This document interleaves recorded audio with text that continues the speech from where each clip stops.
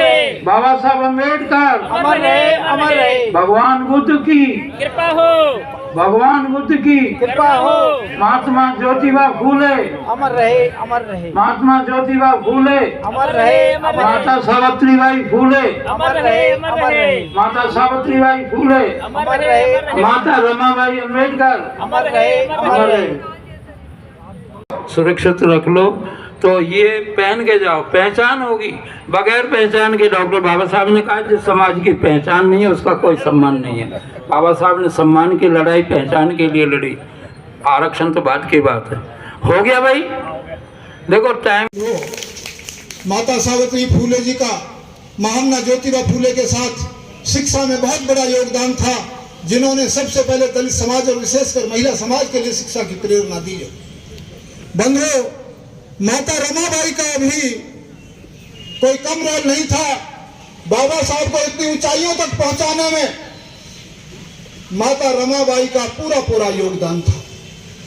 उनके जीवन की बहुत सारी घटनाएं मुझे याद हैं। छोटी सी घटना बताऊंगा, समय की पाबंदी है। एक बार बाबा साहब की इकलौती पुत्री इंदु बीमार थी। माता रमाबाई ने जो है टेलीग्राम पर उन्हें सूचित किया। बाबा साहब ने बताया कि आप बाजार में फला सेठ के पास चले जाओ और उनसे कुछ उधार पैसे लेकर के उनकी इलाज की व्यवस्था करा लो। माता रमाबाई जी शहर में गई, सेठ के पास 20 रुपए उधार लेकर के आई और जब घर के लिए आ रही थी तो रास्ते में पोस्टमैन ने उनको एक चिट्ठी थमा दी। घर आकर के चिट्ठी पढ़वाई। चिट्ठी में बाबा साहब ने लिखा था कि रामू, अगर तेरे पास कुछ पैसे हो तो मुझे भेज देना, मुझे कुछ जरूरी किताबें खरीदनी है। माता रमाबाई ने 20 रुपए का मनी ऑर्डर कर दिया लंदन के लिए और वो बेटी इंदु दवाइयों के अभाव में, पैसे के अभाव में चली गई है। ऐसी थी माता रमाबाई।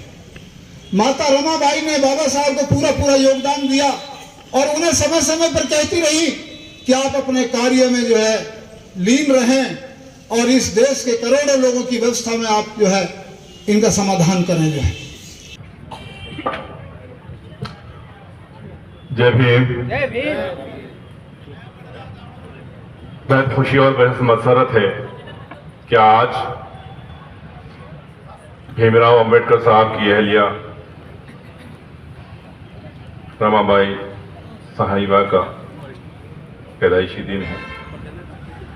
वो रमाबाई जिन्होंने अपनी पूरी जिंदगी लगा करके, क्योंकि किसी भी मर्द के पीछे एक औरत का हाथ होता है, वो रमाबाई साहब का। अभी मैंने ये देखा कि जनाब अंबेडकर साहब अमर रहे के नारे लग रहे थे, मगर अंबेडकर साहब ने ये कहा जब तक के संविधान है मैं जिंदा हूं। बड़ा अफसोस की बात है कि संविधान जो हर भारतीय को खाने पीने, रहने सहने, सेक्स, शादी ब्याह, बिजनेस, हिस्सेदारी, हुकूमत करने, नौकरी करने का हक देता है, आज खतरे के अंदर है। कौन लड़ रहा है? क्या आप खड़े हो रहे हैं? और जब संविधान खत्म हो जाएगा तो बाबा साहब फिर अमर हो जाएंगे। अभी तो जिंदा है, अभी तो जिंदा है, क्योंकि संविधान जिंदा है तो बाबा साहब अंबेडकर जिंदा है। और हमारे कि लोगों का यह ख्याल कि आपका भारत, आप इस पे हुकूमत करो। बाबा साहब अंबेडकर ने रिजर्वेशन दिया, हक अधिकार दिया, मगर बड़ा अफसोस की बात 74 साल हुए, 75वां साल चल रहा है संविधान को लागू हुए। हमारे लोग आईएएस बने, आईपीएस बने, हर महकमे में रहे, बहुत अच्छे ओहदे पे रहे, मगर अभी भी बाबा साहब अंबेडकर के सपने को साकार करने के लिए आगे नहीं आ रहे। उनका सपना यह था कि तुम हुकूमत करो। सियासत के अंदर भी हमें रिजर्वेशन दिया। राजस्थान के अंदर 58 सीटें सर, 58, 59। अगर हमारी वो सीटें होती तो हम हुकूमत में होते, मगर बड़ा अफसोस होता है कि अंबेडकर भवन है, अंबेडकर भवन में किसका इस्तेमाल किया जाता है? जो अंबेडकर विरोधी है, संविधान विरोधी है, वो हमारे बीच के लोग हैं। गलत कह रहा हूं क्या मैं? तो फिर हम बाबा साहब अंबेडकर के सपने को कैसे साकार करेंगे? जो संविधान विरोधी है उनका स्वागत कहां हो रहा है? अंबेडकर भवन में। सर, अफसोस की बात है, हमारे बीच के ये लोग कौन लोग हैं? हमारे बीच के लोग हैं जो ये कहते हैं कि हमें सरकार बनानी है। कैसे बना लोगे? कैसे बना लोगे जब हमारे बीच में फालतू टीचर हैं जो संविधान विरोधियों के साथ खड़े हुए हैं? बना सकते हैं हम, तो हमें खुल करके आना पड़ेगा। जो संविधान विरोधी है उसका अंबेडकर भवन के अंदर स्वागत नहीं होना चाहिए। दूसरी चीज मैं बता दूं, माशाल्लाह सारे रिटायर्ड हैं, अच्छे पेंशन वाले हैं। मैं भी रिटायर्ड हूं और रिटायर होने के बाद मैंने वक्फ कर दिए लाइफ को। वक्फ का मतलब डोनेट कर दिए। क्या आप डोनेट कर रहे हो? मैं पूरे राजस्थान घूमता हूं, एमपी यूपी भी जाता हूं। कोशिश ये है कि हर अंबेडकरवादी के घर के ऊपर नीला झंडा हो। क्या आप ऐसी कोशिश कर रहे हैं? कर रहे हैं? अगर आप नहीं जा सकते तो हम जैसे लोगों को जो पूरे राजस्थान घूमते, हमें झंडे दे दो, हम आपसे भीख नहीं मांग रहे, नीला कर देंगे पूरे इलाके को। और जब नीला कर देंगे तो हमारी ताकत दिखेगी। हमारा तीतर जो है ना, हमारा शिकार नहीं करेगा, हमारे पास आन के बैठ जाएगा। तीतर समझ रहे हो? जो हमारे समाज के अंदर बैठ के हमारे समाज का शिकार कराते हैं। उनका शिकार करना चाहते हो? अंबेडकर के सपने को साकार करना चाहते हो? क्योंकि जनाब अंबेडकर साहब ने यही कहा था कि ये जो पढ़े लिखे लोग हैं ना, यही मुझे समाज को धोखा दे रहे हैं। यकीनन गलत कह रहा हूं। कब कहा था उन्होंने? 75 साल पहले। और आज भी यही कैफियत, यही हालत हो रही है। हम उनके नाम के ऊपर खाए, मगर उनके सपने को साकार करने के लिए कुछ भी नहीं कर रहे। गलत कह रहा हूं? ये महेश नगर पूरे हमारे ऑफिसर्स बैठे पड़े हुए हैं। किसी के घर के ऊपर नीला झंडा लगा हुआ है क्या बॉस? लगा हुआ है क्या? कौन हो तुम? कौन हो तुम लोग? अंबेडकर के नाम पे खाने वाले लोग धोखा दे रहे हो। लिहाजा मेरी एक दरखास्त है आप लोगों से कि आप यकीनन में अंबेडकरवादी हैं, भीम वाले लोग हैं, संविधान को बचाने वाले लोग हैं, भारत को नफरती आतंकवादियों से बचाना चाहते हैं तो नीला कर दो पूरे भारत को।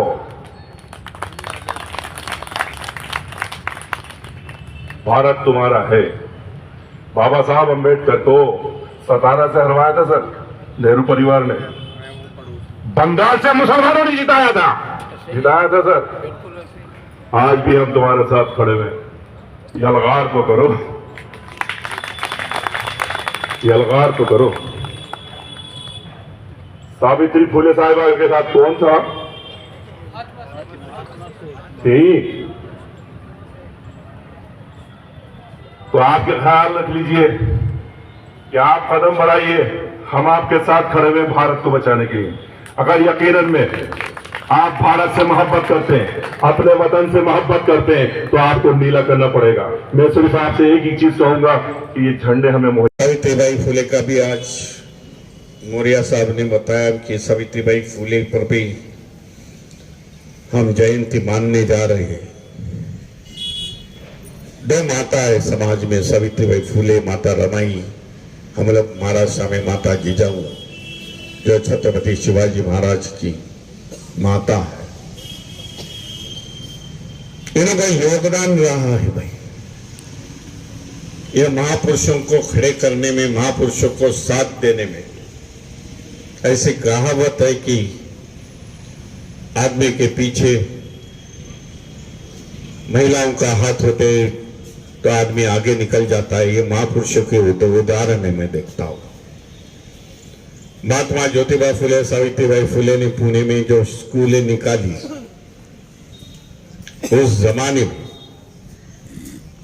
1948 में स्कूल भी निकाले। 1 जनवरी 1948 में, 1 जनवरी जानते हो 1 जनवरी से 18 से 18 भीमा कोरेगांव की लड़ाई हुई थी। महार के 500 जवानों ने पेशवाई की खत्म कर दी। वो सिलसिला, वो सीक्वेंस, वो इतिहास जानते हुए महात्मा ज्योतिबा फुले और सावित्रीबाई ने जो पुणे में स्कूल निकाली,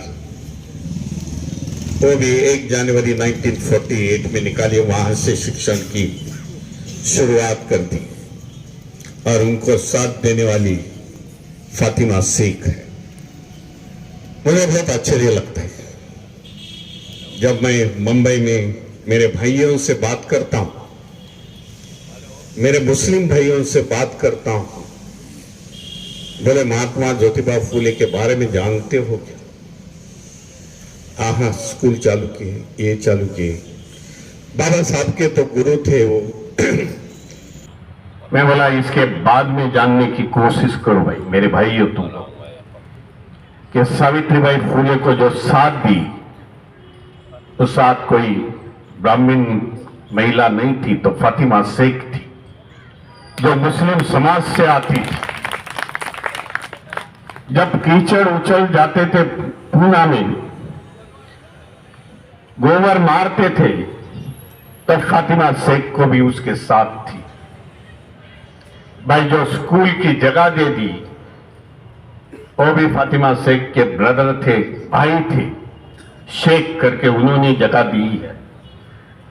इसके लिए भाई इतिहास जान लो और समाज में फैलाओ भाई। ये महापुरुषों को जगह देने वाले ये मुस्लिम समाज के लोग हैं। मेरे भाई ने अभी ऐलान किया कि बाबा साहब ड्राफ्टिंग कमेटी में चुन के आए,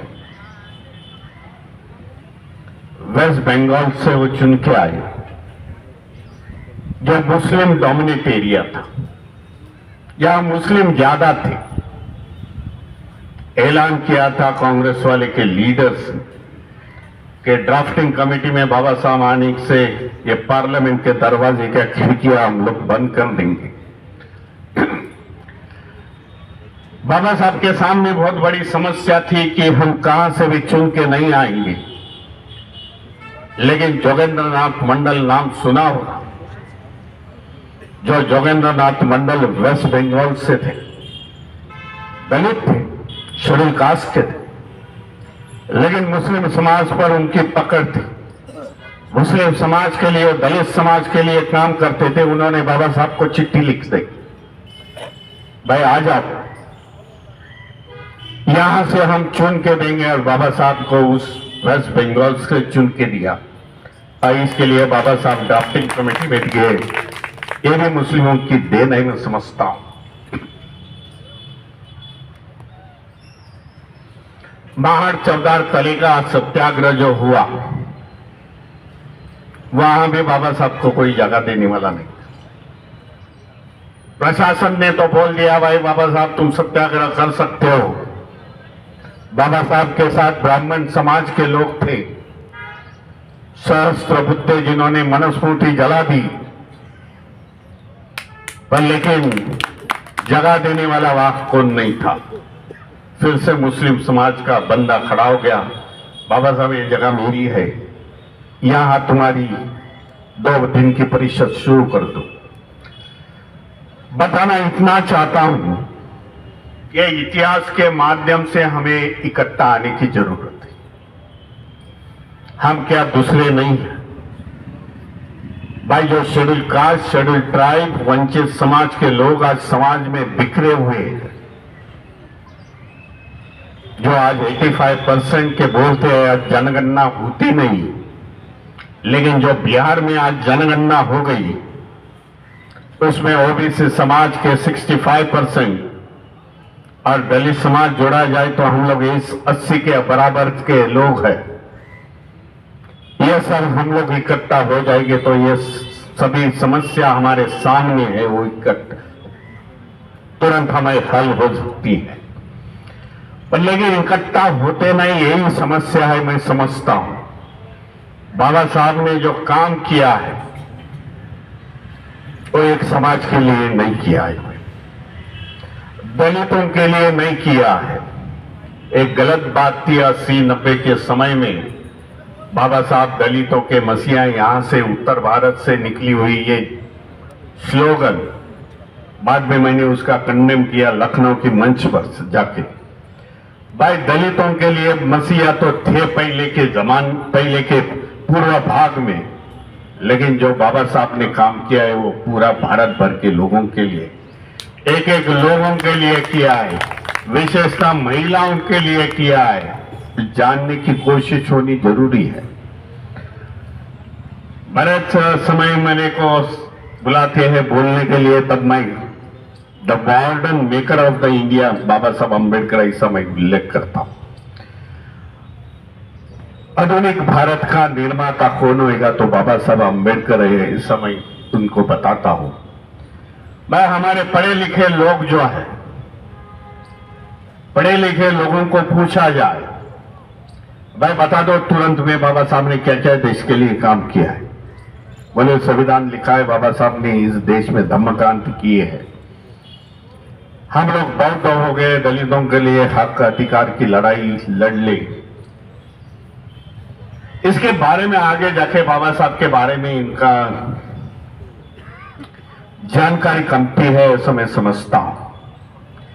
कई बात यह है कि बाबा साहब ने देश की पूरी नींव रखी हुई है। 1942 से वाइसरॉय काउंसिल से बाबा साहब की 1956 में महापरिनिर्वाण दिन तक बाबा साहब ने देश के बारे में सोचा है, भाई देश कैसा आगे निकल जाए, देश को सहायता, देश के नागरिकों को सहायता कैसी मिली जाए। कई उदाहरण है उसके कि बाबा साहब ने देश के लिए कहे हुए हैं। मैं आप सभी को बताना चाहता हूं कि कोई प्रबुद्ध लोग यहां बैठे हुए, पढ़े लिखे लोग बैठे, अधिक तो अधिक अधिकारी लोग रिटायर्ड होकर बैठे हैं। जानने की कोशिश करो कि अपना बाबा साहब का एक विचारों का एम्बेसडर। अपने पहली संतान का यशवंतराव रखा और 3 आपके सामने हैं, इसलिए बाबा साहब की स्मृति को बनाए रखने के लिए भीमराव यशवंतराव, यानी कि भीमराव आपका नाम है और आपके पिता भैया साहब यशवंतराव अम्बेडकर थे। ये पहचान है। ये डॉक्टर बाबा साहब की स्मृति को बनाए रखने के लिए महापुरुषों की संतानें कुछ अपने को अलग से इस तरह से भी रखती हैं और वो जायज भी है कि हम लोग बाबा साहब की बात करते हैं पर बाबा साहब के सिद्धांतों की बात नहीं करते हैं। बाबा साहब की एनालिसिस ऑफ कास्ट वो पढ़े हम, जितने भी हमारे RAS IAS जो भी रिटायर्ड होकर आ जाते हैं वो अखिल भारतीय रेगर समाज, अखिल भारतीय भैरवा समाज, अखिल भारतीय जाटव समाज, अखिल भारतीय सौंसो समाज। तो इस मंच के माध्यम से मैं कहना चाहता हूं कि हम कैसे यूनाइटेड होंगे, हम कैसे संगठित होंगे। तो मेरे इस मंच के माध्यम से है कि विचारणीय प्रश्न है। आप सब बुद्धिजीवी लोग यहाँ बैठे, मुझसे ज्यादा बुद्धिजीवी लोग यहाँ बैठे हैं, तो आप चिंतन करें और चिंतन करके इसको जो मैं कह रहा हूं इसको फलीभूत करें, तब तो आप इस संविधान को बचा सकते हो, तभी आप इस संविधान को बचा सकते हो। अन्यथा रेगर महासभा, भैरवा महासभा, जाटव महासभा, सौंसो महासभा कभी भी नहीं बचा पाएगी। मेरा निवेदन है आप लोगों से इन्हीं शब्दों के साथ, जय भीम, जय भारत। समारोह में जो अध्यक्षता कर रहे ठेकेदार साहब,